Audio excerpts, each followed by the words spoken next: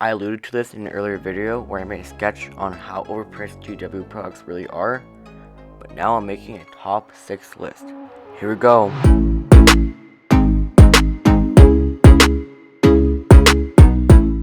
Let's start nice and easy with number 6, terrain.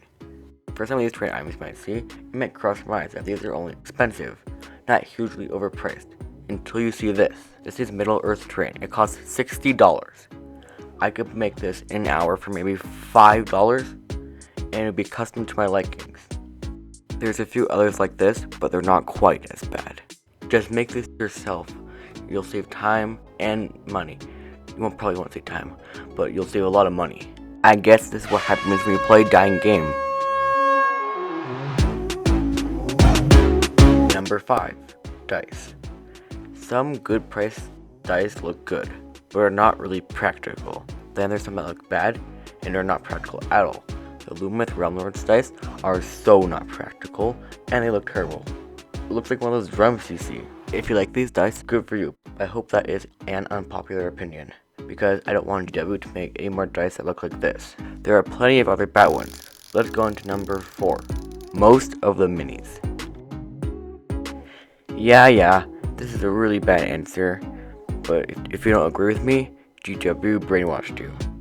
You look at this chain as poured, $40 for 10 of them, and they're pretty small. But fine, if that's not good enough for you, look at this Skink Star Priest. $30 for this tiny mini. If that's not crazy to you, then you're probably a GW robot, but you probably don't know it. Hopefully GW will probably one day lower their prices, but I doubt seeing a future like that. But we can be hopeful. But I'm not saying all their minis are crazy priced. Except for these new Sons of Behemoth minis. They're a little bit too expensive. Do I have to keep saying these numbers? Whatever. Number 3, hoodies. By the way, we're getting to the slightly better section. So, I love hoodies. They're very comfortable and most of the time not so expensive.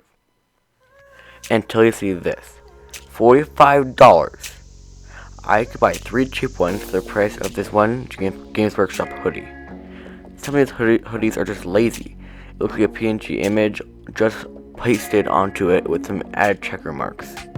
If I wore this hoodie, I'd be afraid to leave my house ever. It's just ugly. It looks terrible. And everything in the store is actually too bad. The phone cases are actually greatly priced for just $10. And also, to those YouTubers that have hoodies about the same price, like Miniac, stuff like that, that's fine. You're not a huge billion-dollar business. And your hoodies actually look good.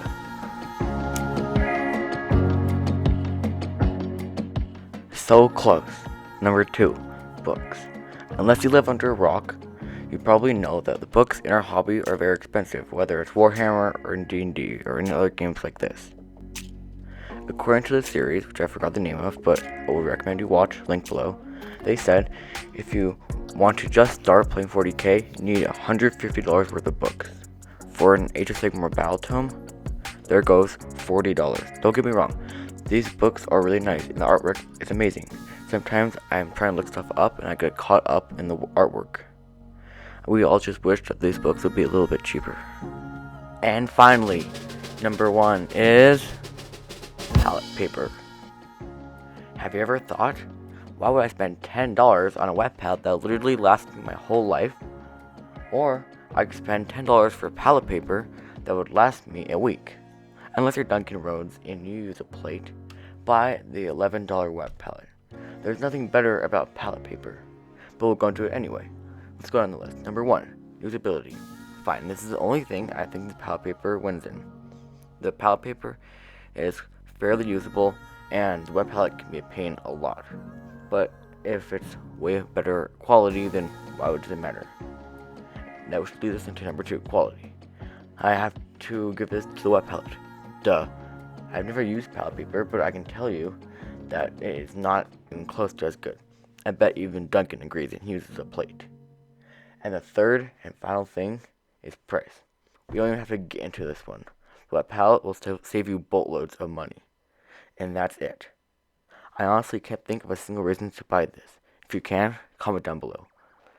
If you like this video, please consider liking and subscribing, and follow me on Instagram under IronX Hobbies. And with that, see you next time. Also, the PS5 looks ugly.